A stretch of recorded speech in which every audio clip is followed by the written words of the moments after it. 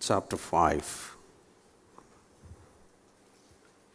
അതിൻ്റെ ഓവർവ്യൂവിലേക്കൊന്ന് വേഗത്തിൽ പോകാം. ഓവർവ്യൂ ഒന്ന് വായിക്കാമോ? ദൈവത്തിൻ്റെ വലങ്കയിൽ അധ്യായം അവലോകനം 1. ദൈവത്തിൻ്റെ വലങ്കയിൽ. നിങ്ങളുടെ ബുക്കിൽ എടുക്കുക. ചാപ്റ്റർ 5 സിനോപ്സിസ് വായിക്കാം പെട്ടെന്ന്. സംക്ഷേപം. പിതാവിൻ്റെ കയ്യിൽ മുദ്രയിടപ്പെട്ട പുസ്തകവും അത് തുറക്കുവാൻ യോഗ്യനായവൻ കുഞ്ഞാട് മാത്രവുമാണെന്ന സിംഹാസനമുറിയുടെ ദർശനത്തിലാണ് വെളിപ്പാട് 5 പൂർത്തിയാക്കപ്പെടുന്നത്. 2. യഹൂദാ ഗോത്രത്തിലെ സിംഹവും ദാവീദിൻ്റെ വേരുമായവനെ അറുക്കപ്പെട്ടവനെങ്കിലും കുഞ്ഞാടായി നിൽക്കുന്നത് കാണുന്നതുവരെ ആ സാർവത്രിക അന്വേഷണം മാനുഷ്യകുലത്തിൻ്റെ നിസ്സഹായത വെളിപ്പെടുത്തുന്നു. 3. അവൻ പുസ്തകം അഥവാ ചുരുൾ എടുത്തപ്പോൾ സ്വർഗത്തിൽ നിന്ന് ക്രമീകൃതമായ ആരാധന പൊട്ടിപ്പുറപ്പെട്ടു. മൂപ്പന്മാർ, ജീവികൾ, ഏറിയ ദൂതന്മാർ, അവസാനമായി സകല ജീവികളും, ചരിത്രം, വീണ്ടെടുപ്പ്, ന്യായവിധി, പുനഃസ്ഥാപനം എന്നിവ കുഞ്ഞാടിൻ്റെ അധികാരത്തിന് കീഴിൽ വീണ്ടെടുക്കപ്പെടും എന്ന് അവർ ഏറ്റുപറഞ്ഞു. ആമേൻ. ഇനി ആ സെഗ്മെൻറ്റ്സിൽ അതിൽ 1, 2, 3, 4, 7 വരെ ആ ഹെഡ്ലൈൻ മാത്രം ഒന്ന് വായിക്കാമോ? ചേർന്ന് വായിക്കാമോ? 1. ദൈവത്തിൻ്റെ വലങ്കയിൽ 7 മുദ്രയിട്ട ഒരു പുസ്തകം. 2. പുസ്തകം തുറക്കാൻ യോഗ്യരായി ആരെയും കാണുന്നില്ല. 3. യഹൂദാ ഗോത്രത്തിൻ്റെ സിംഹവും ദാവീദിൻ്റെ വേരുമായവൻ യോഗ്യൻ. 4. സിംഹാസനത്തിന് മുൻപാകെ അറുക്കപ്പെട്ട കുഞ്ഞാട്. 5. മൂപ്പന്മാരാലും ജീവികളാലുമുള്ള ആരാധന. 6. അസംഖ്യം ദൂതന്മാർ ആരാധനയിൽ പങ്കുചേരുന്നു. 7. സ്വർഗത്തിലും ഭൂമിയിലുമുള്ള സകല ജീവികളും കുഞ്ഞാടിനെ സ്തുതിക്കുന്നു. Amen. Segment number 1, the scroll with 7 seals in God's right hand. 4-ാം അധ്യായത്തിൽ കണ്ടത് പിതാവിരുന്ന് വാഴുമ്പോൾ സർവ്വ സൃഷ്ടിചരാചങ്ങളും ആരാധിക്കുന്ന വർഷിപ്പ് മൊമെൻറ്റ്സ് ആണ് നമ്മൾ കണ്ടത്. Eternally he is worshipped. 5-ാം അധ്യായത്തിലേക്ക് വരുമ്പോൾ ഫോക്കസ് മാറുകയാണ്. ഇവിടുത്തെ ഫോക്കസ് നമ്മുടെ യേശുവാണ്, നമ്മുടെ വീണ്ടെടുപ്പുകാരനായ യേശുവാണ്. Focus is shifting. Okay. 5:1 Then I saw in the right hand of him who sat on the throne a scroll with writing on both sides and sealed with 7 seals. ഞാൻ സിംഹാസനത്തിൽ ഇരിക്കുന്നവന്റെ വലങ്കയിൽ അകത്തും പുറത്തും എഴുത്തുള്ളതായി 7 മുദ്രയാൽ മുദ്രയിട്ടൊരു പുസ്തകം കണ്ടു. പുസ്തകം എന്നാണ് എഴുതിയിരിക്കുന്നത്. സ്ക്രോൾ എന്നാണ്. ചുരുള്. അന്നത്തെ കാലത്ത് ഇതുപോലത്തെ പുസ്തകമില്ല. പിന്നെ എന്താണതുള്ളത്? ചുരുളാണ്. കണ്ടിട്ടുള്ള പാർച്ച്മെൻറ്റ്സൊക്കെ റോൾ ചെയ്ത് വെച്ചിട്ട്. ചുരുളുകൾക്ക് സാധാരണ എന്ത് ചെയ്യും? അതിനെ ലോക്ക് ചെയ്യാൻ ഒരു സീലുണ്ടായിരിക്കും. ഇവിടെ 7 സീലുകളാണുള്ളത്. 7 വീണ്ടും വരുന്നു. എത്ര 7ആയി? മൊത്തം 7ആണ്. 7 seals പറഞ്ഞേ. 7 മുദ്രകൾ. 7 മുദ്രകൾ. Action begins here. ഈ പോയിന്റിൽ നിന്നാണ് അന്ത്യകാല സംഭവങ്ങൾ ആരംഭിക്കുന്നത്. ഈ ചുരുളിൽ നിന്നാണ്. ഈ ചുരുളഴിയുമ്പോൾ, കേൾക്കുന്നുണ്ടോ? അന്ത്യകാല സംഭവങ്ങളുടെ ചുരുളഴിയുകയാണ്. പക്ഷെ കുഴപ്പം ഇത്രയേ ഉള്ളൂ, അത് മുദ്രയിട്ട് വെച്ചേക്കുക. ഓഹോ. What is this scroll? This scroll represents what? God's redemptive and judicial plan for the earth. ഭൂമിക്ക് വേണ്ടിയുള്ള ദൈവത്തിൻ്റെ വീണ്ടെടുപ്പിൻ്റെയും ന്യായവിധിയുടെയും പദ്ധതികൾ ഇതിനകത്തെഴുതിയിട്ടുണ്ട്. അകത്തും പുറത്തും എഴുതിയിട്ടുണ്ടെന്ന് വെച്ചാൽ രണ്ട് സൈഡ് എഴുതിയിട്ടുണ്ട്. ചില സമയത്ത് നമ്മൾ പേജിൻ്റെ ഒരു സൈഡ് എഴുതുള്ളൂ, മറ്റേ സൈഡ് ബ്ലാങ്ക് ആയിരിക്കും, നമ്മുടെ ഫൗണ്ടേഷൻസ് ഓഫ് ഫെയ്ത്ത് പോലെ. ഇതങ്ങനെയല്ല, അപ്പുറവും ഇപ്പുറവും എഴുതിയിട്ട്. That means everything is filled, nothing is to be filled. ഇനി ഒന്നും എഴുതാനില്ല, എവറിത്തിങ് ഈസ് ഇൻ ഇറ്റ്. ഇനി വരാനുള്ള സകലവും ഇതിനകത്ത് എഴുതിയിട്ടുണ്ട്. ഇത് ചുരുളഴിക്കുമ്പോൾ എല്ലാം സംഭവിക്കും. സൂക്ഷിച്ചിരിക്കണം. സീറ്റ് ബെൽറ്റുകളൊക്കെ ഒന്ന് മുറുക്കി കറക്റ്റായിട്ട് സൂക്ഷിച്ചിരിക്കുക. ഇനിയാണ് കാര്യത്തിലോട്ട് കയറാൻ പോകുന്നത്. നാളെ ശരിക്കും നമ്മൾ കയറും. അതിൻ്റെ പ്രിപ്പറേറ്ററി പരിപാടികളാണ് ഇപ്പോൾ നടക്കുന്നത്. This is the blueprint of history, the title deed of creation and the fathers will for judgment, redemption and restoration. ഈ സകലത്തിൻ്റെയും തീറാധാരവും സകലത്തിൻ്റെയും ഡോക്യുമെൻറ്റും പിതാവിൻ്റെ ഇഷ്ടവും പിതാവിൻ്റെ ന്യായവിധിയുടെയും വീണ്ടെടുപ്പിൻ്റെയും പുനഃസ്ഥാപനത്തിൻ്റെ രേഖകൾ ഇതിനകത്തുണ്ട്. വേഴ്സ് നമ്പർ 2, അതിൽ segment 2, no one found worthy to open the scroll. പുസ്തകം തുറക്കാൻ യോഗ്യരായി ആരെയും കാണുന്നില്ല. ഇതിന് പറയുന്നതാണ് ദ ഹെവൻലി ക്രൈസിസ്. സ്വർഗത്തിലൊരു വലിയ ക്രൈസിസ്, എന്താ പ്രതിസന്ധി. സ്വർഗീയമായ ഒരു പ്രതിസന്ധിയാണ് ഇവിടുന്ന് കാണുന്നത്. കാര്യത്തിലുള്ള വായിക്കേ ചാപ്റ്റർ 5 വേഴ്സ് നമ്പർ 2 to 4. ആ പുസ്തകം തുറപ്പാനും അതിൻ്റെ മുദ്ര പൊട്ടിപ്പാനും യോഗ്യൻ ആരുള്ളൂ എന്ന് അത്യുച്ചത്തിൽ ഘോഷിക്കുന്ന ശക്തനായൊരു ദൂതനെയും കണ്ടു. ഒരു ദൂതൻ അവിടുന്ന് ഉറക്കെ വിളിച്ചു പറയാൻ, who is worthy to break the seals and open the scroll. 3-ാമത്തെ വചനത്തിൽ, പുസ്തകം തുറപ്പാനോ നോക്കുവാനോ സ്വർഗത്തിലും ഭൂമിയിലും ഭൂമിക്ക് കീഴിലും ആർക്കും കഴിഞ്ഞില്ല. But no one in heaven or on earth or under the earth could open the scroll or even look inside it. അത് നോക്കാൻ പോലും യോഗ്യരായ ആരുമില്ല. എന്ന് പറഞ്ഞാൽ ഏഞ്ചൽസ് ഇല്ല, മനുഷ്യരില്ല, മറ്റ് ജീവികളില്ല, ആരുമില്ല. സർവ ലോകങ്ങളിലും തപ്പി നോക്കിയിട്ട് ഒരാളുമില്ല. അടുത്തത്, പുസ്തകം തുറന്നു വായിപ്പാനെങ്കിലും അത് നോക്കുവാനെങ്കിലും യോഗ്യനായി ആരെയും കാണായിക കൊണ്ട് ഞാൻ ഏറ്റവും കരഞ്ഞു. ആ സമയത്ത് യോഹന്നാൻ ഒരു കരച്ചിൽ തുടങ്ങി. തേങ്ങി വിങ്ങി കരയാണ് മനുഷ്യനോട്. അങ്ങോട്ടോ, ഇനി എന്ത് ചെയ്തെന്ന് പൊട്ടിക്കാൻ ആരുമില്ലല്ലോ. കാരണം അത് പൊട്ടിച്ചാൽ മാത്രമേ കാര്യം നടക്കും. This is called the heavenly crisis. ഇനി അപ്പോൾ മൂപ്പന്മാരിൽ ഒരു this is called the most critical question. ആരാണ് യോഗ്യൻ എന്ന് വെച്ചാൽ morally spiritually worthy to carry out God's redemption plan എന്ന് വെച്ചാൽ ഇത് പൊട്ടിച്ച് വായിക്കുക എന്നുള്ളതല്ല, അതിൻ്റെ എക്സിക്യൂഷനും കൂടി ഉണ്ടേ. ശ്രദ്ധിച്ചില്ല, അത് മിസ്സായി. ഇത് പൊട്ടിച്ച് തുറന്ന് വായിക്കുക മാത്രമല്ല, ആ വായിക്കുന്നയാളാണ് ഇത് എന്ത് ചെയ്യാൻ പോകുന്നത്, അതിൽ എഴുതിയിരിക്കുന്നത് മുഴുവൻ നടപ്പിലാക്കാൻ പോകുന്നത്. ഇത് ചെയ്താൽ, ഇത് വായിച്ചാൽ മാത്രം പോരാ, അത് ചരിത്രത്തിൽ നിവൃത്തിയാക്കുകയും വേണം. നമ്മുടെ പുസ്തകത്തിലെ 2-ാമത്തെ ഭാഗം നമുക്ക് ചേർന്ന് വായിക്കാം. പുസ്തകം തുറപ്പാൻ യോഗ്യരായി ആരെയും കാണുന്നില്ല.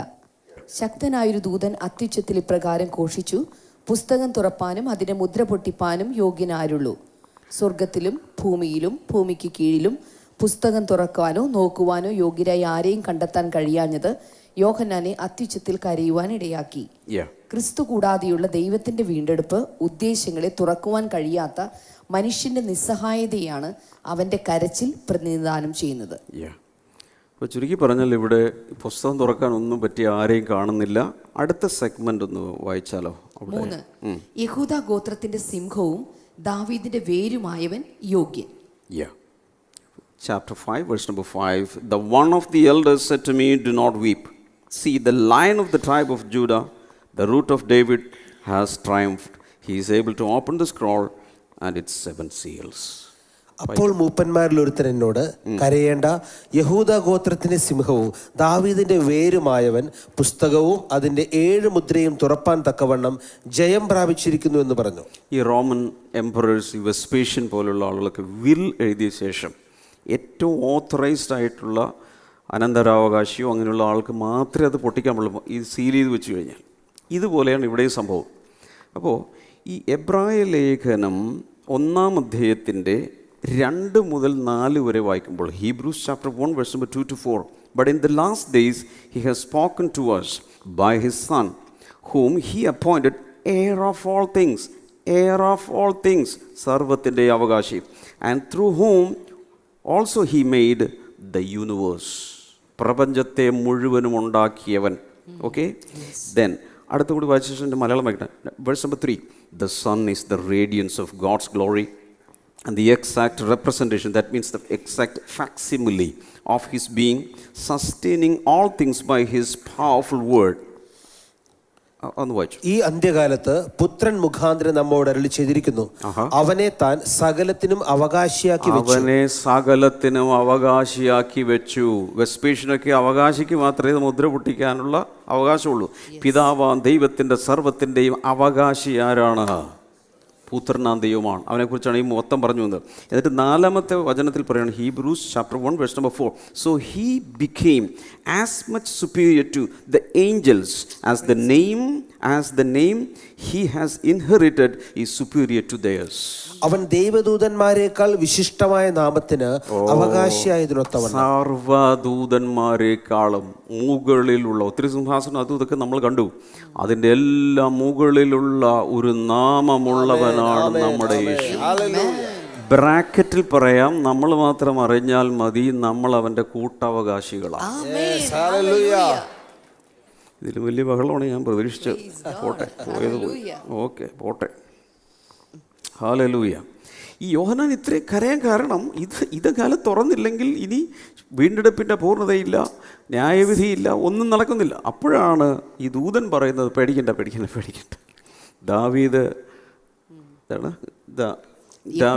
യഹൂദഗോത്രത്തിലെ സിംഹവും ദാവീദിന്റെ വേരുമായവൻ പുസ്തകവും അതിന്റെ 7 മുദ്രയും തുറപ്പാൻ തക്കവണ്ണം ജയം പ്രാപിച്ചിരിക്കുന്നു. അടുത്ത വചനം ഒന്ന് വായിക്കാമോ? ഞാൻ സിംഹാസനത്തിന്റെയും 4 ജീവികളുടെയും നടുവിലും മൂപ്പന്മാരുടെ മധ്യത്തിലും ഒരു കുഞ്ഞാട് അറുക്കപ്പെട്ടതുപോലെ നിൽക്കുന്നത് കണ്ടു. അറുക്കപ്പെട്ടതുപോലെ നിൽക്കുന്നു. അറുക്കപ്പെട്ടെങ്കിൽ എന്താ ചെയ്യേണ്ടത്? ചത്ത് കിടക്കുമല്ലോ വേണ്ടത്? നോ നോ നോ നോ, അറുക്കപ്പെട്ടതുപോലെ നിൽക്കുന്നു. Slain lamb is standing. ഒരിക്കലും ചരിത്രത്തിൽ സംഭവിക്കില്ല. എന്താണ് ഇതിൻ്റെ അർത്ഥം എന്നറിയാമോ? He was slain but is living. അറുക്കപ്പെട്ടു, അവന്റെ മരണം, ക്രൂസിഫിക്ഷൻ. നിൽക്കുന്നു, റെസറക്ഷൻ.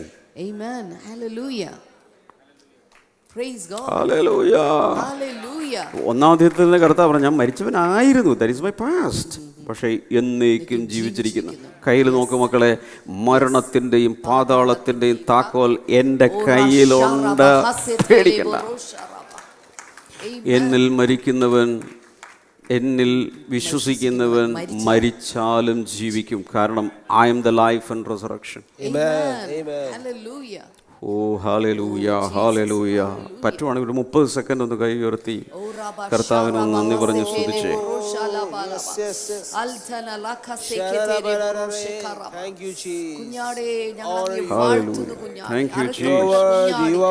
സകല സ്തുതിയും സ്തോത്രവും പുകഴ്ചയും ആരാധനയും മഹത്വവും ഞങ്ങൾ അർപ്പിക്കുന്നു.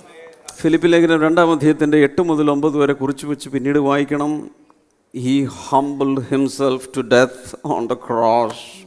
Now God exalted him to the highest place. ഇത് അവിടെ കാണുന്നത് അല്ലേ? അവനെന്ത് ചെയ്തു? ദാസരൂപമെടുത്തു, മനുഷ്യനായി ക്രൂശ് മരണത്തോളം തന്നെത്താൻ താഴ്ത്തിയപ്പോൾ ദൈവം അവനെ ഏറ്റവും ഉയർത്തി. ബൈ ദ വേ, കർത്താവ് ഇപ്പോൾ അരിമത്യക്കാരൻ യോസഫിൻ്റെ ശവക്കല്ലറയ്ക്കുള്ളിൽ ചത്തു ചീഞ്ഞ് കിടക്കുകയല്ല.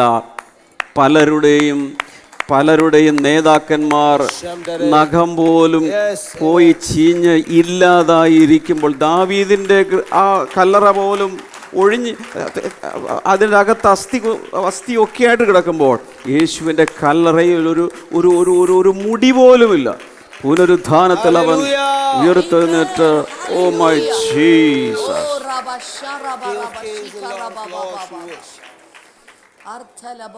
ഹല്ലേലൂയ.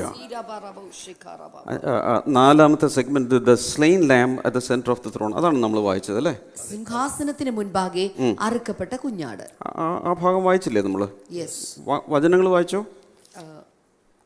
ഇല്ല, ഒന്നുകൂടി വായിച്ചോ. Then I saw a lamb looking as if it had been slain, standing at the center of the throne, encircled by the 4 living creatures and the elders. അപ്പോൾ ക്രൂശിൽ കിടക്കുന്ന അന്ന് ക്രൂശിൽ കിടന്ന കർത്താവ് ഇപ്പോൾ എവിടെയാണ്? ഈ 4 ജീവികളുടെ നടുവിലാണവൻ. He's back. I am back. Back to the throne. Back to my glory. Back to my position. ഇനി the lamb had 7 horns and 7 eyes, which are the 7 spirits of God sent out into all the earth. ഈ കുഞ്ഞാടിന്, എല്ലാ കുഞ്ഞാടിനും 2 കൊമ്പേ ഉള്ളൂ. ഇവിടെ 7 കൊമ്പുണ്ട്. അതിൻ്റെ അർത്ഥം വിചിത്രമായ തലയോടുകൂടി ഒരു കുഞ്ഞാടോടെ നിൽക്കുന്നു എന്നല്ല ഇതിൻ്റെ അർത്ഥം. These are symbolic. 7 horns means perfect authority. എന്താണ്? സമ്പൂർണ്ണ അധികാരം. കൂടാതെ 7 eyes ഉണ്ട്. നമുക്ക് 2 ഉള്ളൂ. കർത്താവിന് 7 കണ്ണുകളുണ്ട്. അതിൻ്റെ അർത്ഥം 7 കണ്ണ് അവിടെ ഇവിടെ ഇങ്ങനെ ഫിറ്റ് ചെയ്ത് വെച്ചിരിക്കുന്നു എന്നല്ല അർത്ഥം. പിന്നെന്താണ്? 7 spirits of God are operating through him and he is omniscient. He can see everything. He has perfect vision. എല്ലാം കാണാം. 7 സമ്പൂർണ്ണതയാണ്. അവനെല്ലാം കാണാം. അവന് മറഞ്ഞിരിക്കുന്ന ഒരു സൃഷ്ടിയുമില്ല. Hallelujah. Number 7, he went and took the scroll from the right hand of him who sat on the throne. അവൻ വന്ന് സിംഹാസനത്തിൽ ഇരിക്കുന്നവന്റെ വലങ്കയിൽ നിന്ന് പുസ്തകം വാങ്ങി. ആ രംഗം ഒന്ന് ചിന്തിച്ചു നോക്കി. Just imagine. സിംഹാസനത്തിൽ ഇരിക്കുന്നതിൻ്റെ വലങ്കയിൽ 7 സീലുള്ള ഒരു സ്ക്രോൾ ഇരിക്കുകയാണ്. ഗബ്രിയേൽ തുടങ്ങി മിഖായേൽ തുടങ്ങി സകലരും, ആരുമില്ല, ത്രാണിയുള്ള ആരുമില്ല അതൊന്ന് മേടിക്കാൻ. പക്ഷേ അറുക്കപ്പെട്ട് എന്നാൽ ജീവിച്ചിരിക്കുന്ന കുഞ്ഞാട്, മരിച്ചിട്ട് ഉയർത്തെഴുന്നേറ്റ യേശു ചെന്ന് ആ മുദ്രയിട്ട ചുരുൾ കയ്യിലേക്ക് ഏറ്റുവാങ്ങി. അവിടെയാണൊരു ഹാൻഡിങ് ഓവർ നടന്നത്. പിതാവിൻ്റെ കയ്യിൽ നിന്നും എൻഡ് ടൈമിൽ സംഭവിക്കേണ്ട, പ്രപഞ്ചത്തിൽ അന്ത്യകാലത്ത് സംഭവിക്കേണ്ട സകല കാര്യങ്ങളുടെയും രേഖകളുള്ള മുദ്ര കൈമാറ്റം ചെയ്യപ്പെട്ടിരിക്കുന്ന ഭയങ്കര രംഗമാണ് യോഹന്നാൻ സാക്ഷിയായി കണ്ടുകൊണ്ടിരിക്കുക. ദൃക്സാക്ഷി ഇത് കണ്ടുകൊണ്ടിരിക്കുക.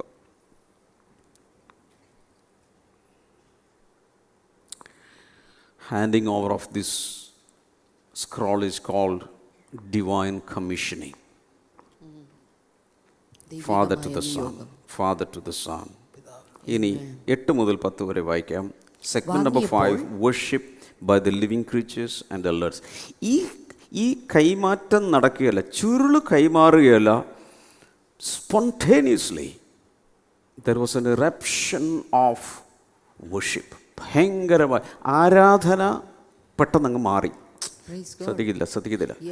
എൻ്റെ മക്കളെ, അവിടെ ഒരു നിത്യ ആരാധന നടക്കുന്നുണ്ട്. അതെന്താണ്?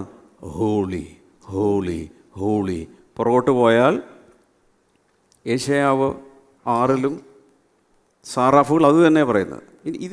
This is something like a chanting, divine chanting. ഒരേ കാര്യം തന്നെ. നമ്മളിവിടെ പാടുമ്പോൾ 10 സ്റ്റാൻസൊക്കെയാണ് ഗായകർ എഴുതി വെക്കുന്നത് അല്ലേ? ഒരു സ്റ്റാൻസ് കഴിഞ്ഞാൽ അടുത്ത ലിറിക്സ് ഇങ്ങനെ മാറ്റി നമ്മൾ ഒത്തിരി പാടും. പക്ഷെ ഇവർ ഒത്തിരി വരികളൊന്നുമില്ല. അവരുടെ ഫോക്കസ് അത്രയേ ഉള്ളൂ. He is worthy, he is the creator, he is holy.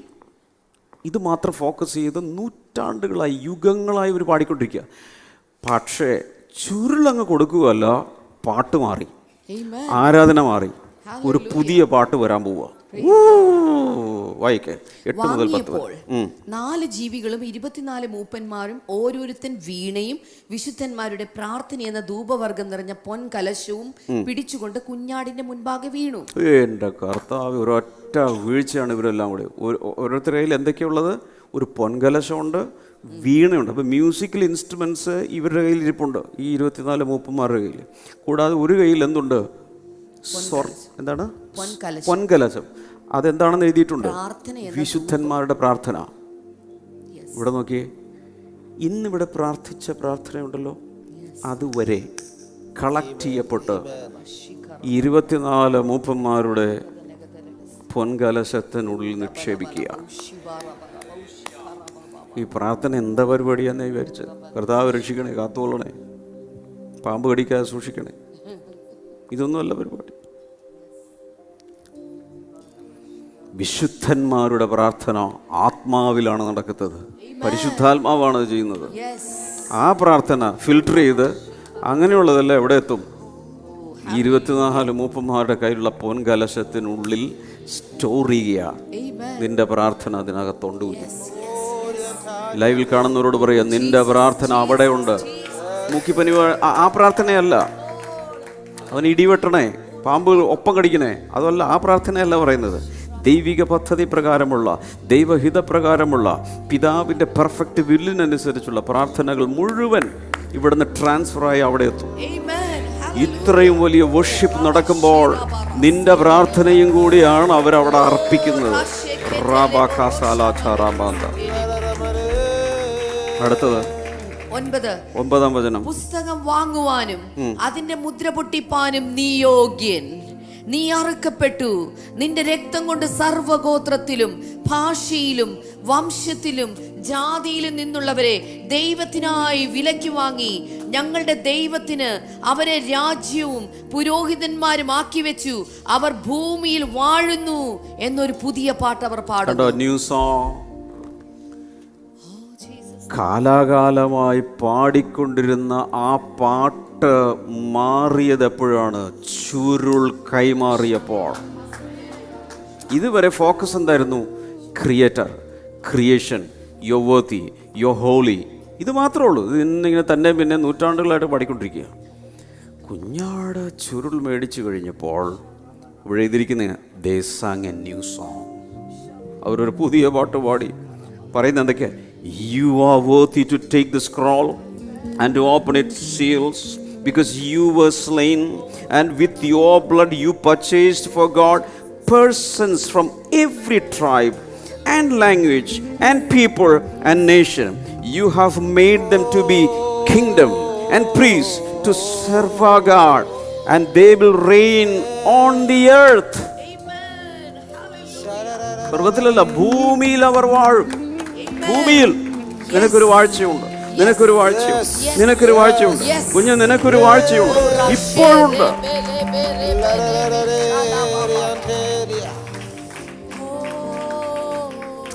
നീ കേട്ടോ? 4 ജീവികൾ പാടിയ പാട്ടിൻ്റെ പേര് ദ സോങ് ഓഫ് ക്രിയേഷൻ എന്നാണ്. സൃഷ്ടിയുടെ പാട്ടാണ് അവർ പാടിക്കൊണ്ടിരുന്നത്. നീ സ്രഷ്ടാവാണെന്ന് പറഞ്ഞുകൊണ്ട് ആരെ?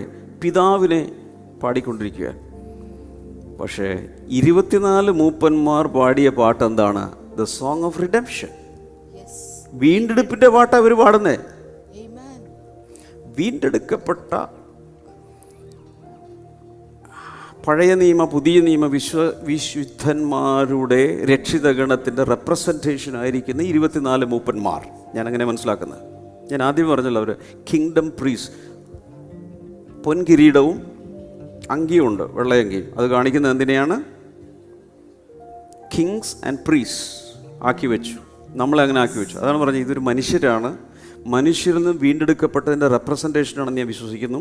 ഇസ്രായേൽ ഗോത്രത്തിൻ്റെ 12ഉം യേശുവിൻ്റെ ശിഷ്യന്മാരെയും കാണിക്കുന്നത്, അത് പുതിയ നിയമത്തെയും പഴയ നിയമസഭയെയും കാണിക്കുന്ന റെപ്രസെൻറ്റേഷനാണെന്ന് ഞാൻ വിശ്വസിക്കുന്നു.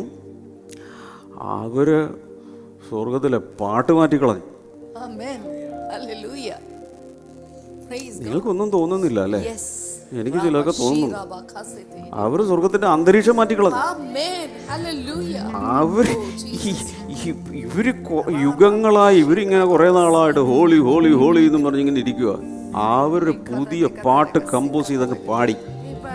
ആ പാട്ട് ആർക്കുള്ളതായിരുന്നു? നമ്മുടെ വീണ്ടെടുപ്പുകാരനായ യേശുവിനെ ഫോക്കസ് ചെയ്തുള്ളൊരു. ചുരുക്കി പറഞ്ഞാൽ, worship is shifting now from the Father to the Son, and then they are worshiping the Father and the Son together. Amen. Hallelujah. അത് താഴേക്ക് വരുന്നുണ്ട്. Yes. Amen. ഞങ്ങളുടെ ദൈവത്തിന് അവരെ രാജ്യവും പുരോഹിതന്മാരും ആക്കി വെച്ചു. അവർ ഭൂമിയിൽ വാഴുന്നെന്നൊരു പുതിയ പാട്ട് അവർ പാടുന്നു. Hallelujah. Verse number 11. Segment number 6, multitude of angels join in worship. അസംഖ്യ ദൂതന്മാർ ആരാധനയിൽ പങ്കുചേരുന്നു. പിന്നെ ഞാൻ ദർശനത്തിൽ സിംഹാസനത്തിന്റെയും ജീവികളുടെയും മൂപ്പന്മാരുടെയും ചുറ്റിലും ഏറിയ ദൂതന്മാരുടെ ശബ്ദം കേട്ടു. അവരുടെ എണ്ണം 10,000 10,000-ഉം 1000 1000-ഉമായിരുന്നു. ഇവിടെ ആദ്യത്തെ പാട്ട് ക്രിയേഷൻ സോങ് പാടിയതാരാ? 4 ജീവികളാ. പക്ഷെ റിഡംഷൻ സോങ് ആരാ പാടിയത്? 24 മൂപ്പന്മാരാ. അവരങ്ങ് പാട്ടെടുത്തിട്ടു. ഇവരെല്ലാം കൂടെ ചേർത്ത് പാടി. എന്നിട്ട് ആ പാട്ട് ഏറ്റുപിടിച്ചത് ആരാന്നറിയാമോ? സ്ക്രീനിലേക്ക് നോക്കി എണ്ണാൻ കഴിയാത്ത അത്രയും മിറിയഡ്സ് ഓഫ് ഏഞ്ചൽസ്. ഈ വീണ്ടെടുപ്പിന്റെ ഇപ്പോഴേ പോയാൽ കൊള്ളാന്നുണ്ടോ? 12-ാമത്തെ വചനം. അവർ അത്യുച്ചത്തിൽ അറുക്കപ്പെട്ട കുഞ്ഞാട് ശക്തിയും ധനവും ജ്ഞാനവും ബലവും ബഹുമാനവും മഹത്വവും സ്തോത്രവും ലഭിപ്പാൻ യോഗ്യൻ എന്ന് പറഞ്ഞു. ഹല്ലേലൂയ. ഇതിനാണ് 7-fold doxology എന്ന് പറയുന്നത്. 7 എണ്ണം അവിടെ പറഞ്ഞിട്ടുണ്ട്. എന്തൊക്കെയാണ് നോക്ക്? Power, wealth, wisdom, strength, honour, glory and praise. 7-fold doxology എന്ന് ഇതിനെ പറയുന്നത്. പ്രൈസിൻ്റെ, സ്തുതിയുടെ 7 പദങ്ങൾ ഉപയോഗിച്ച് അവർ ആരാധിക്കാൻ തുടങ്ങി.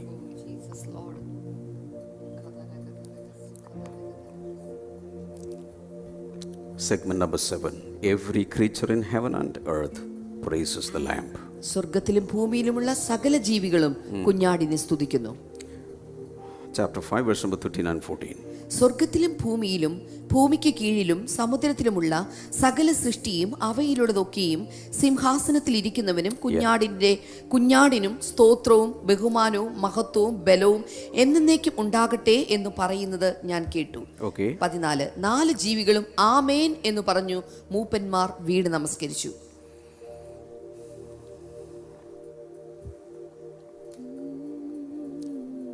ചുരുക്കി പറഞ്ഞാൽ ആ ആരംഭിച്ച പാട്ട് എവിടെ വരെ എത്തി? സർവചരാചരങ്ങളിലേക്ക് ആ പാട്ട് എത്തുകയാണ്. അതിൻ്റെ അർത്ഥം സകലത്തിനൊരു വീണ്ടെടുപ്പുണ്ട്. റോമാലേഖനം 8 അവസാനിക്കുമ്പോൾ പറയുന്നത് ഇങ്ങനെയാണ്: ഈ സർവഭൂമിയും സർവചരാചരങ്ങളും, ഈ ഭൂമി മുഴുവൻ ദൈവപുത്രന്മാരുടെ വെളിപ്പെടലിനു വേണ്ടിയും കൂടാതെ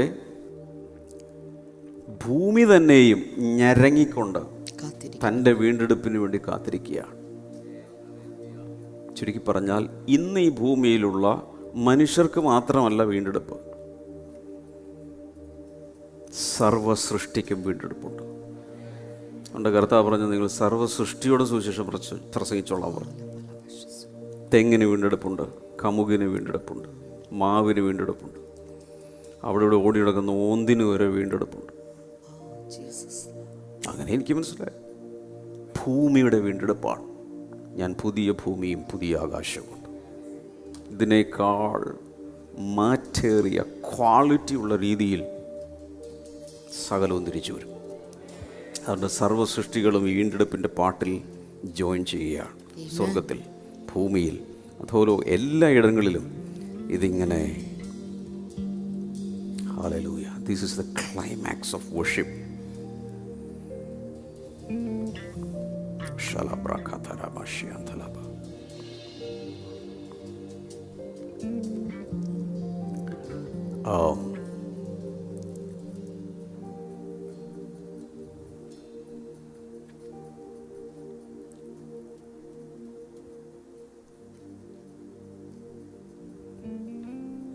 ദൈവം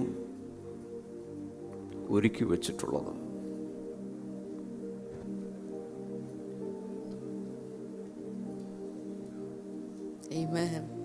ഒരു കണ്ണ് കണ്ടിട്ടില്ല, ആർക്കും മനസ്സിലായിട്ടില്ല. എന്നാൽ നമുക്കോ അവൻ തൻ്റെ ആത്മാവിനാൽ വെളിപ്പെടുത്തി.